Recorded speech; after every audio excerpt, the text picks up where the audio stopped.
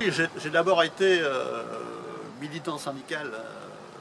J'ai dû être élu en premier mandat en 1974 comme délégué du personnel. Et je me suis rapidement tourné vers le comité d'entreprise. Après, j'ai été élu secrétaire du comité d'entreprise, secrétaire du comité de groupe en CH, puisque nous avions aussi des sites sur La Rochelle et Marseille. Je me suis rapidement dirigé vers le comité d'entreprise, que j'appréciais particulièrement le rôle économique du comité d'entreprise. Avoir la discussion économique avec le patron sur la situation.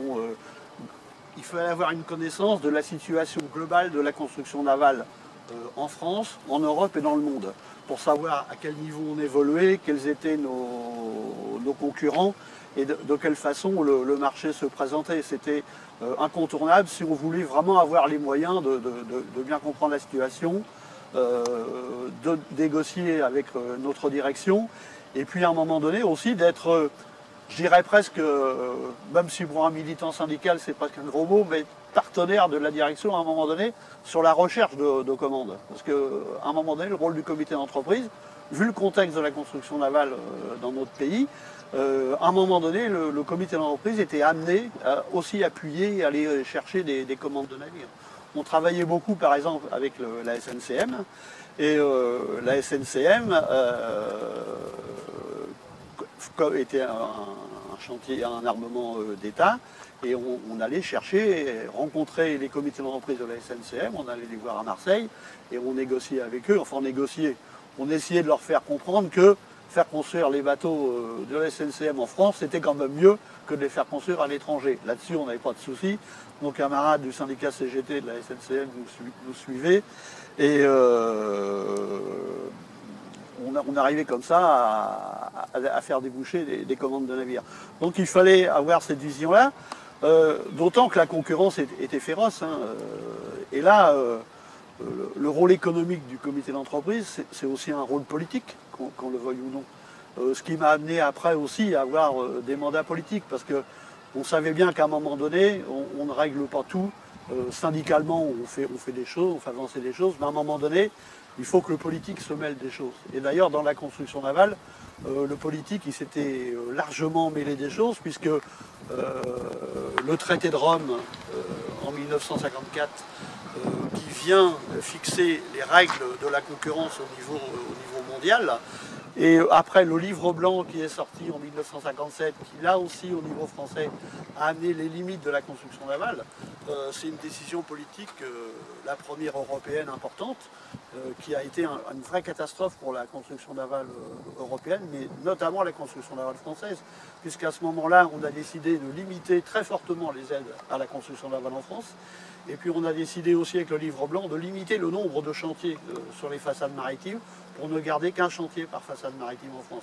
Donc ça a été des décisions catastrophiques pour nous, mais des décisions que la France a appliquées à la lettre, et y compris des armateurs français qui se sont sentis un peu dégagés de leur engagement et qui n'avaient plus à commander de se sentir obligés ou une obligation morale de construire leur navire en France, et qui sont partis les faire construire à l'étranger.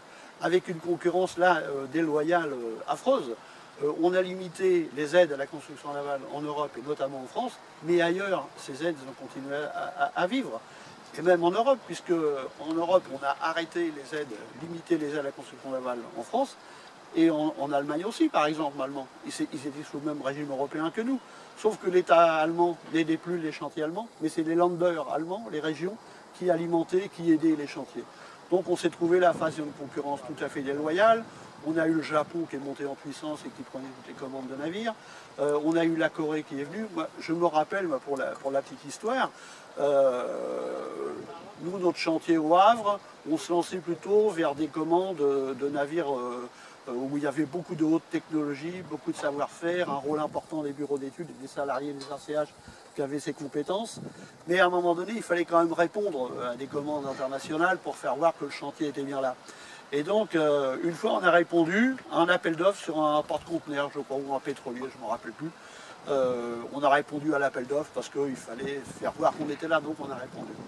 Et les chantiers coréens, ils ont remporté le marché. Et avec les prix que remis le chantier coréen pour prendre la commande du navire, nous, le chantier OA, les ACH, on ne pouvait pas acheter la tôle du bateau. C'est pour dire un peu le niveau de concurrence et les niveaux de prix qui étaient à cette époque-là. Donc c'était une catastrophe phénoménale. Et le déclin de la construction navale en France, il est arrivé comme ça. Tout à l'heure, on intervenait surtout auprès des armements nationaux français pour obtenir ces commandes par l'intermédiaire de nos rencontres avec les autres syndicats des autres armements. Et puis on avait aussi les rencontres politiques. Moi, je compte plus le nombre de fois où je me suis rendu dans les ministères, où j'ai rencontré les collaborateurs ou les ministres eux-mêmes, les directeurs de cabinet, pour leur expliquer quelle était la situation des chantiers français et pourquoi est-ce qu'il fallait véritablement aider. Il fallait aussi casser cette idée que les chantiers navals français coûtaient cher à l'État. Ce qui est une erreur phénoménale. Les chantiers français, ils rapportaient de l'argent à l'État. Parce que pour un salarié du chantier qui travaillait, c'était 3-4 salariés extérieurs qui travaillaient. Et puis les salariés, ils payent leurs impôts à la fin de l'année. Et tout ça, ça retourne dans les caisses de l'État. La TVA sur les produits, ça retourne dans les caisses de l'État. Et les salariés des chantiers navals, on ne gagnait pas des fortunes. Et donc l'argent, on ne la plaçait pas en bourse. L'argent allait été dépensé. Donc tout ça retournait dans la vie économique. Et donc il fallait expliquer que c'était une chance pour notre pays d'avoir ces fabrications de navires, cette construction, et qui emploie aussi, la construction navale est un secteur qui emploie énormément de main-d'œuvre.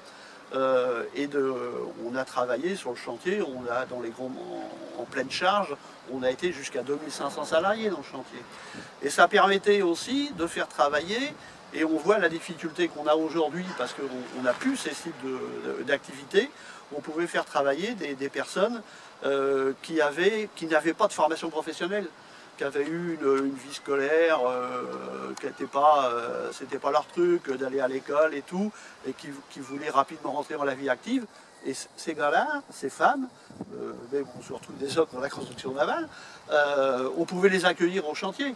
Même sans aucune expérience professionnelle et tout, on pouvait les accueillir au chantier, on leur donnait une meule, ils faisaient des chanfreins sur les tôles, et comme ils n'étaient pas plus bêtes que d'autres, ils regardaient les copains qui soudaient, et au bout d'un an, les gars ils étaient soudeurs, ou ils devenaient chaudronniers, et on pouvait faire une activité professionnelle importante dans ce sens-là.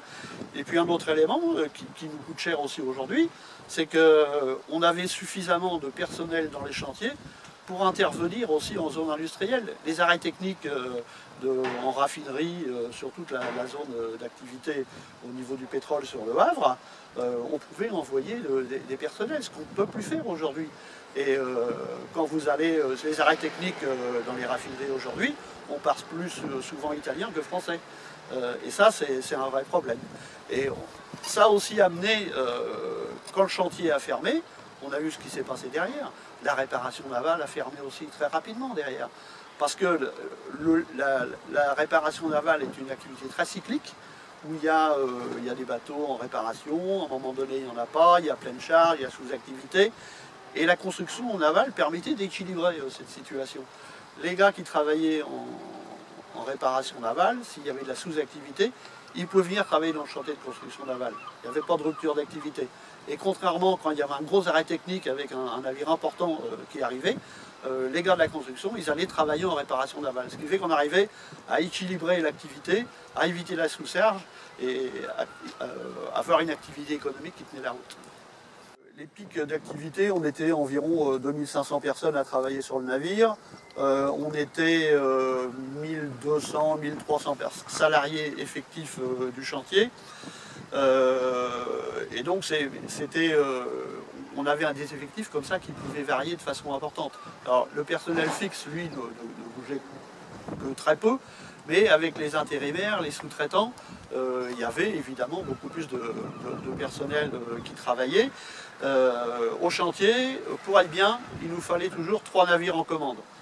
un navire en bureau d'études, un navire en coque, un navire en armement. Ce qui permettait d'avoir une activité qui soit lissée, une charge qui soit lissée sur l'année. Sinon, si jamais on avait une rupture sur l'un, notamment en bureau d'études, si on avait une commande qui tardait à arriver et qu'on avait une rupture en bureau d'études, on était sûr que derrière on aurait une rupture en coque et derrière on aurait une rupture en armement. Alors, sur les salariés du chantier, ça avait pas une énorme influence, mais ceux qui souffraient après, c'était les intérimaires, les sous-traitants, parce que eux, du coup, leur activité était vraiment coupée.